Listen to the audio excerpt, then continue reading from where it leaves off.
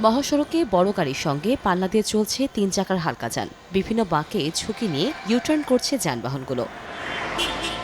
ঢাকা-রিচা মহাসড়কের মানিকগঞ্জ অংশে বেশিরভাগ এলাকায় চলাচল করছে ৩ চাকা যানবাহন। এতে ব্যাহত হচ্ছে বড় যানবাহন চলাচল, প্রায় ঘটছে দুর্ঘটনা। যানচালক ও এলাকাবাসীর অভিযোগ, প্রকাশ্যে এসব যানবাহন চলাচল করলেও কোনো কার্যক্রম নেই সংশ্লিষ্ট কর্তৃপক্ষের। শীঘ্রই সড়কের শৃঙ্খলা ফেরানোর দাবি তাদের। ৩ চাকার গাড়িগুলো চললে আমাদের অসুবিধা হয়, অনেক সময় দেখা যায় অ্যাক্সিডেন্টের সম্মুখীন হতে হয় ওদের কারণে, কিন্তু ওদের হরেন দিলে ওরা চাপে না। অনেক সময় অটোগুলি এমনভাবে ঢুকে যায়, পিছন থেকে গাড়ি কন্ট্রোল করতে আমাদের খুব অসুবিধা হয়ে যায়। রিক্সা, অটো, সিএনজি এগুলা তো হাই রোডে চলা নিষেধ, এরাও হাই রোডে আসতেছে, পুলিশের তৎপরতাটা কম।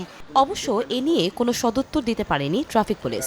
বিভিন্ন গাড়িতে বিভিন্নভাবে এই ৩ মাসে অনেক মামলা করেছে। মামলা দেওয়ার অর্থ কি, তাকে মানে এটা আইনের আয়ত্তা আনা।